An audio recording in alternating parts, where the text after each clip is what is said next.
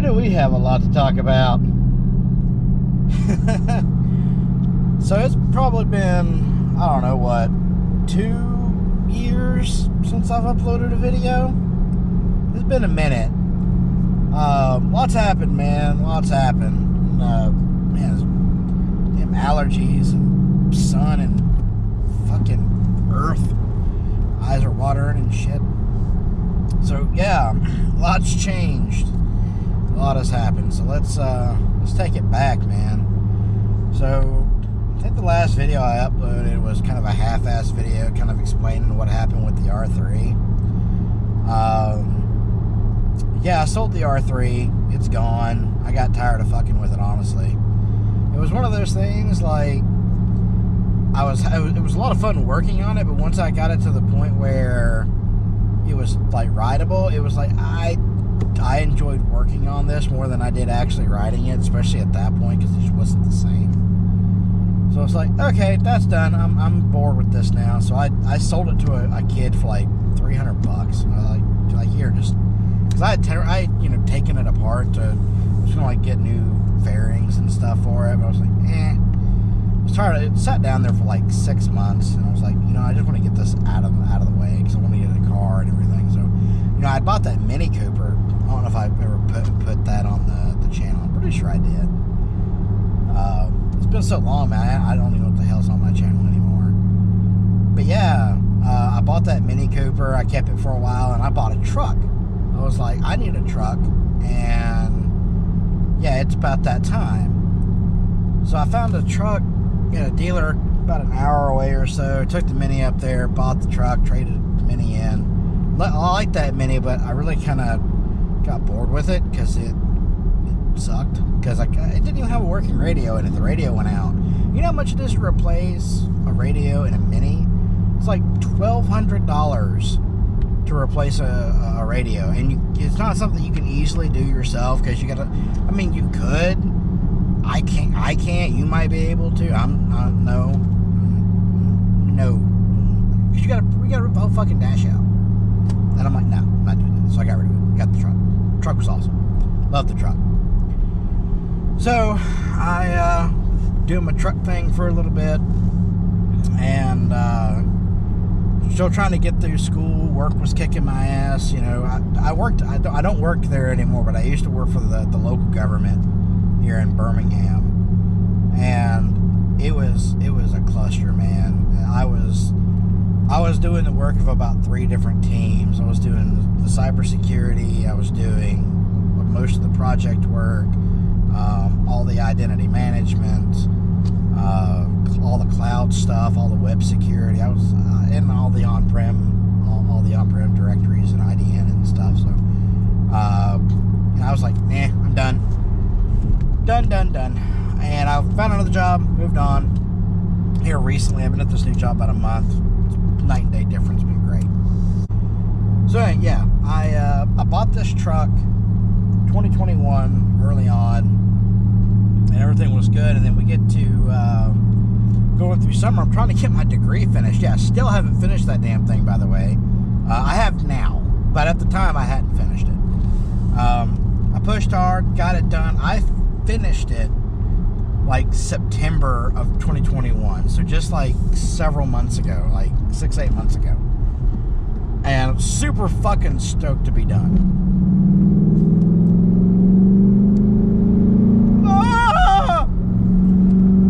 Sorry. And so my mom's sister had moved to Texas from California, because fucking everybody's going to Texas, and wanted us to come and spend Thanksgiving with them. I'm like, all right, yeah, we can do that. So, my parents are getting up there in age, and they came up to my house, chilled for the night. We were all going to drive out the next day. We were going to take 2 cars, but my parents are getting up there in age. I was like, nah, we're all going to just go in my car, we'll drive. But we go to Texas, everything's good. We get out there, we spend a few days. This is the first Thanksgiving my mom's had with her sister in 30 years or more, maybe 40. And yeah, it was a good time. It was good to see my mom happy. So anyway, back to Alabama. Parents crashing at the house. The next morning, I get up about 5 because I hear my parents up moving around, and they always try to sneak off early in the morning. I don't know why. My dad just does that. He gets up super early and they sneak out before we're up. But I get up and mom's not feeling good, and her sugar starts to get a little low, so we used up those little emergency injectors that you can get for shit like that. And so we decided to call the paramedics, let them come and get her sugar up, maybe take her to the hospital. She's got to go. So they come down, get to the house. I go out to the end of the road and meet them, because the GPS never takes you where you're supposed to be on my road. And they pull in, I go in. They park and get out, my dad opens the door to the living room, got sliding glass doors. We walk in, and my mom's gone. Yeah, no, I mean, like, she died. She just laid back and decided to go. Apparently my dad had stepped out of the living room, and my wife had stepped into the kitchen, and mom just laid back and went home.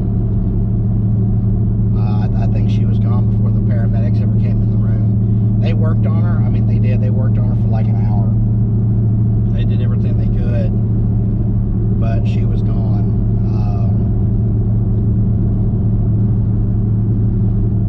Yeah, I used to joke that my mom had the worst timing of anybody I ever met. And while, as mom always said, she wanted to just go when it was her time. She didn't want to suffer. She just wanted to go. And that's what she got. She got to see her grandkids. She got to be around her family. And I think, as far as deaths go, I think mom got exactly what she wanted. But I still really prefer she didn't do it in my living room. Like, me and her are gonna fight about that at some point. Yeah, I got some fucking trauma I'm working through, from that. But anyway, enough of that gay shit. So, long story short, finances took an absolute hit because mom didn't have any insurance. She had life insurance, but had like an incubation period or some shit. I don't know. I didn't set up the plan. It was something my sister had done, and with her health being what it was, they had like a 2-year incubation period before the coverage kicked in, and she hadn't met that threshold yet. So I ended up taking the brunt of everything. So my dad was a wreck. My dad and my mom been married like 47 years. They met like 3 days after he got back from Vietnam, and been inseparable ever since. So that was pretty rough. I ended up having to sell my truck, and because I couldn't afford the loan that I had to take out to pay for mom's funeral on such short notice. And it was pretty bad. It was a pretty bad week for me. And then I just got super motivated. Well, I won't even say motivated.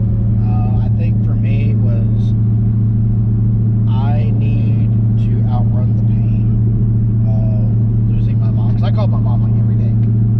Like, me and my mom were super close. And not being able to pick up the phone and tell her about shit fucks with me. Not being able to pick up the phone and talk to her about stuff, it fucks with me quite a bit, even still. But I just went head first into projects. I built a new AR-15. I built what else did I do? I built a whole new identity system at work. I fucking what else did I do? Before I sold the truck, I put a CB radio in it. That was pretty fucking dope, honestly. I'd kind of like to do that again. yeah, I threw myself into anything that I could. I started my master's degree. Like, I was going to take some time off before I jump back into school. I'm like, you know what? Nah, I'm going to jump into this. That was a mistake because Mom was always the one to tell me not to take on too much. I don't have that little voice anymore. I mean, the voice is still there because I can still hear her bitching at me. But, yeah, I jumped headlong into that without thinking it through.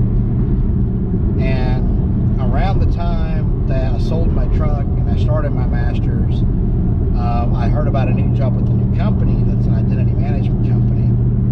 It's in the identity space, cybersecurity, and they were looking for a sales engineer. I'd never been in sales before, but I'd done a lot of training and stuff. I'm like, you know what?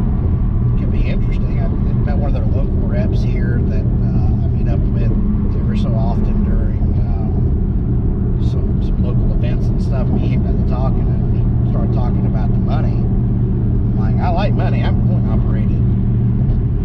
There's not a whole lot I won't do for money or milkshakes. So, yeah, I went through that process. I got the job, left my government, cushy government job, and off to the races we went, man. And now, as you can see, I got me another vehicle, and that's kind of why I'm starting the channel back up. I got me a nice, shiny 2016 Mustang GT. And I have been quite happy with this car, aside from the fact, and this is what's pissing me off a little bit, aside from the fact that the fucking car, I didn't even get it home, check engine light came on. Now, I know. It's a Mustang, it's a Ford. I know. It still doesn't make it any less frustrating. I know what the issue is. It's got a miss on cylinder 8, and I probably shouldn't even be driving it right now, but I got to get it back to the dealership so I can get it squared away. I took it back to the dealership once already. They tried to give me some BS story about water getting down in the cylinders from the pressure washing the motor or some nonsense. I knew that wasn't the issue. It's the intake manifold. I'm fairly confident. It's a common problem on these cars. I'm going to get that worked out. And then this is going to be my new project. You know, we're going to do some shit with this car. I don't know what yet. We're going to be doing some shit with this car. I'm hoping that the current bullshittery that I'm having to deal with it isn't a sign of how this ownership process is going to be. Sorry, I'm a little distracted. I'm trying to fucking drive and talk, and my brain's not capable of doing two things at one time. So yeah, that's what I've been working on. I've already got some plans and things I want to do to this thing. I definitely want to get an exhaust kit. I want to get of course, a cold air intake. I think I'm just going to leave the stock intake manifold on, because that's what I've heard is pretty good. I'd really like a ghost cam too. Those are pretty sick. I may do that. I have to get me a tuner for that. But yeah, exhaust and cold air is the first thing that I'm going to do. Maybe some wheels and tires, because I'm not going to lie, stock wheels on this thing pretty heavy. Not a fan.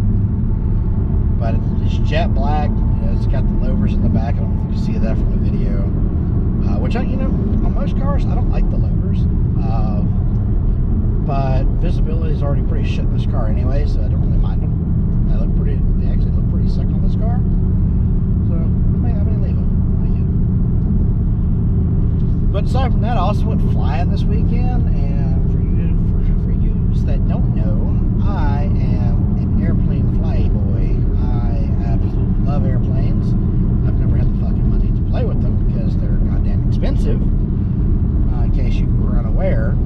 But with the new job, new prospects, I think I might actually be able to start flying more. So I got to be in Texas, in Austin, for like the whole month of June. So that's going to be interesting, because I've never really spent a ton of time in Texas as it is. But I got to be there for work. And once I get back, I think I'm going to start flying a lot more. I'm already getting my flying fix. I don't know if I mentioned this in the last video I did. I don't even know if I was doing it in the last video that I But I volunteer with the Civil Air Patrol too, which is a really neat program. I may do a separate video on. Maybe not. I don't know. I think I say fuck too much for that to really go over well. Yeah, maybe not. Look up Civil Air Patrol though on your own time. It's a really neat program if you like working with like kids and shit. Those little assholes. But yeah, that's pretty much the update for the moment. Life's been pretty crazy, and yeah, my Rachel, my youngest one, she's graduating kindergarten tomorrow, so that's fucking dope.